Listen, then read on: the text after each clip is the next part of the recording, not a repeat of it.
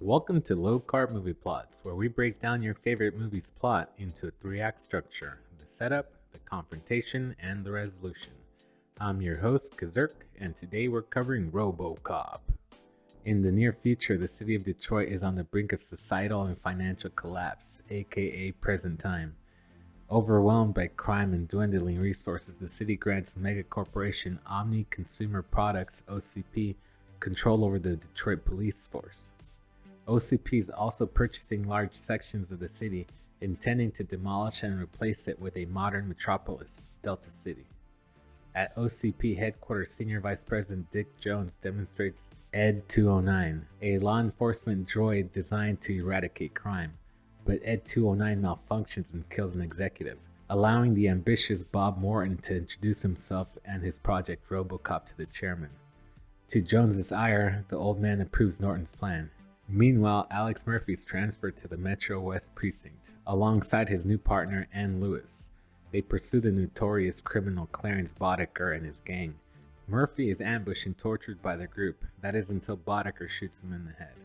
Murphy is recovered by the medics and dies in the trauma unit. Morton has Murphy's corpse converted into Robocop, turning him into a powerful, heavy armored cyborg with no memory of his former life. Robocop is programmed with three objectives: serve the public trust, protect the innocent, uphold the law, and a fourth directive is classified. I wonder if that'll come into play later. Robocop is reassigned to Metro West, where he's hailed by the public for his brutal, efficient campaign against crime. Lois grows suspicious that Robocop is Murphy from the unique way he holds his gun, a trick he learned for his son. During his routine maintenance, Robocop recalls memories of Murphy's death. Needing to get fresh air, he goes out on patrol. As he leaves the station against orders, he encounters Lewis, who addresses him as Murphy. Coincidentally, while on patrol, he encounters Emil, committing armed robbery. Somehow Emil recognizes Murphy's mannerisms, furthering Robocop's recall. Robocop arrests Emil and returns to Metro West, using the police database to identify Emil's associates, including Boddicker and Murphy's death record.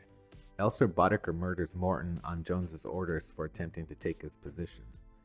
Robocop arrests Leon and tracks the rest of the Boddicker gang to a cocaine factory. Robocop kills almost everyone there before brutally assaulting Boddicker, who confesses to be working with Jones. Robocop attempts to kill Boddicker, relenting only after being reminded that he must uphold the law. He confronts Jones at OCP Tower, and Directive 4 activates, a failsafe to neutralize Robocop when acting against a senior OCP member. Jones admits to his culpability in Morton's death before releasing Ed 209 to destroy Robocop. Although Robocop escapes, he is assaulted by the police force at OCP's command and is badly damaged. Lewis helps Robocop escape to the abandoned steel mill to repair himself.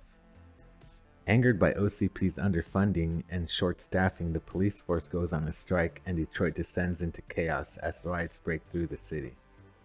Jones frees Boddicker and his remaining gang, arming them with high-powered weaponry to destroy Robocop. Lewis is badly injured and Robocop becomes trapped under a steel girder. Boddicker attempts to kill Robocop, who retaliates by stabbing him in the throat, killing him. Robocop returns to OCP Tower and confronts Jones at the board meeting, revealing the truth behind Morton's murder. After taking the chairman hostage, Jones is fired from OCP, nullifying Directive 4 and allowing Robocop to shoot Jones, who crashes through a window to his death. The chairman compliments Robocop's shooting and asks his name. He replies, Murphy. That covers the three-act plot structure to Robocop. Robocop is a 1987 American cyberpunk superhero film directed by Paul Verhoeven and written by Edward Neumeier and Michael Miner. The film stars Peter Weller as the title character. The themes that make up the basis of Robocop include transhumanism, media influence, gentrification, corruption, authoritarianism, greed, privatization, capitalism, identity, dystopia, consumerism, surrealism, and human nature. So don't let anyone tell you this movie's weak. There's even a love story in there. The film received positive reviews and was a box office success, cited as one of the best films of 1987. It's actually a really strong film and should have won Best Picture at the Oscars, but it did take away an award for Best Sound Editing. Robocop was produced for a relatively modest $13 million, spawning a franchise that includes merchandise, 2 sequels, a television series, a remake, 2 animated TV series, a TV miniseries, video games, and a number of comic book adaptations and crossovers. It was popular, but how could a half-combat robot fighting bad guys not be cool? In case you missed it, in Act 1, the setup, the corrupt Morton and OCP need to create a Robocop, and Murphy's selected for the job after being murdered. In Act 2, the confrontation, Robocop remembers his murder and starts to solve the crime. In Act 3, the resolution, Robocop kills everyone involved in Murphy's murder. I give this movie a 5 out of 5 stars. They literally won't make movies like this anymore.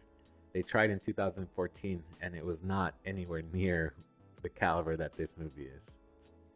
I do plan on covering the rest of the Robocop sequels, so stay tuned for that. Please like, subscribe, and comment. That'll help pay for my robotic augmentations.